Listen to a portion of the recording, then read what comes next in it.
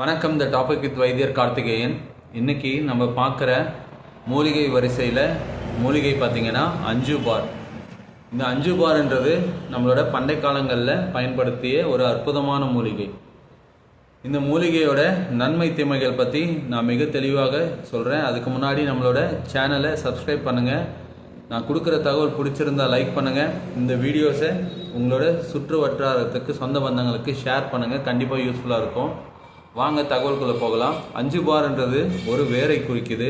இந்த மூலிகைக்கு ஆங்கில பெயர் பாலிங்கானம் அவிகுலரி.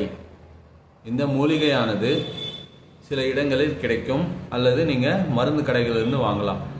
இதை அரைத்து 1-2 இடித்தால் போதும், இல்லைன்னா அரைக்கலாம். சரிங்களா? அரைச்சிட்டு இதை தண்ணியில் போட்டு கொதிக்க வைக்கணும். ஒரு ஸ்பூன் அளவு போட்டு ஒரு படி தண்ணி போட்டு நல்லா கொதிக்க வைங்க. கொதித்த பிறகு இதை வடிகட்டி காலை மாலைன்னு இருவேளை 50 ml கொடுத்துக்கிட்டே வரணும். சரிங்களா?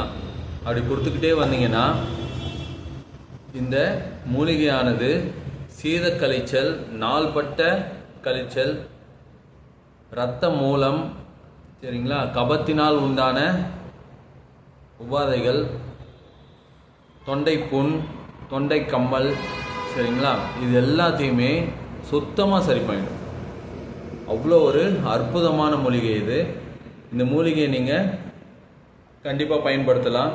ஏன்னா சிலருக்கு டயரியா ரொம்ப சிவியராக இருக்கும். சில மெடிசன்ஸ் எடுத்தால் கூட ஸ்டாப் ஆகாது. அவங்கெல்லாம் இதை பயன்படுத்தினீங்கன்னா கண்டிப்பாக உங்களுக்கு பயனுள்ளதாக இருக்கும். தொண்டை புண்ணு இருக்கிறவங்க பயன்படுத்தலாம். அதே போல் கபத்தினால் உண்டான பிரச்சனை இருக்கிறவங்க பயன்படுத்தலாம். சரிங்களா? கபத்தினால உங்களுக்கு எதனா பிரச்சனை இருக்குது, நுரையீரல் சம்மந்தமான பிரச்சனைகள் லைக் ஆஸ்துமா, சரிங்களா, சளி, இருமல், வறட்டு இருமல், இது போல் பிரச்சனைகள்லாம் இருந்ததுன்னா கண்டிப்பாக உங்களுக்கு சரியாகும். அதே போல் மூளை சம்மந்தப்பட்ட பிரச்சனைகள், சரிங்களா, கண்டிப்பாக சரி பண்ணலாம். இந்த மூலிகையை நீங்கள் முறையாக பயன்படுத்துவது நன்மையை தரும். அதே போல் எந்த மூலிகையாக இருந்தாலும்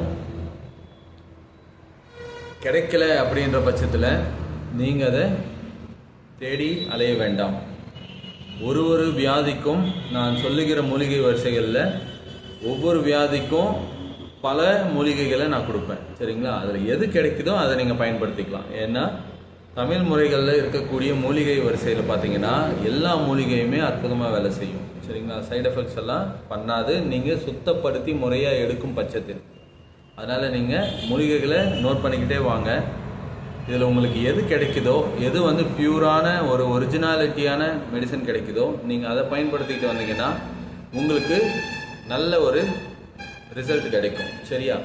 அடுத்த ஒரு நல்ல மூலிகை பதிவோடு பார்க்கும் வரை நன்றி. ஃப்ரம் வைத்தியர் கார்த்திகேயன்.